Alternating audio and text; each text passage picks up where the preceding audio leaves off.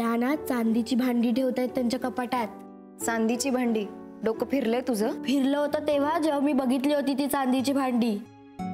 केवढी आहेत अगं पण ती तर सगळी स्टोर रूम मध्ये ठेवलेली असतात. मी स्वतःच्या डोळ्यांनी बघितली आहे ती भांडी. त्या त्यांच्या कपाटात ठेवत होत्या. आणि मी विचारलं तर काय म्हणाला माहितीये? कोणालाच सांगू नकोस. घरात नोकर चाकर माणसं असतात, उगाच दृष्ट लागायची कोणाची तरी. काय? हो. आणि तू पण कोणाला सांगू नकोस हा, आता दृष्ट लागायची उगाच. एक मिनिट, आधी हे डोक्यातनं काढून टाक. असं काही दृष्ट बिष्ट लागत नसतं.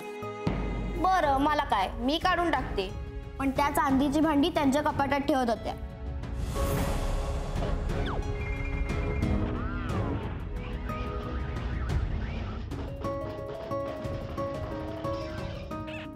चांदीची भांडी? हा काय प्रकार आहे? जुल्या घरून फोन आहे, आवाज कमी कर. हॅलो. हा स्वानंदी, अगं मी आजी बोलते. बोल ग. काही नाही ग, मुद्दाम या वेळेला फोन केला. तू क्लासमध्ये घेत नाहीस ना फोन? नाही नाही, घरीच आहे, बोल ना. अगं काय आहे, संक्रांत आली आहे ना, हं. आणि अनिता पण गेली माहेरी. तर तू जरा येतेस का ग इकडं? म्हणजे अंजलीच्या मदतीला कुणी नाहीये ग. मला आईंना विचारावं लागेल.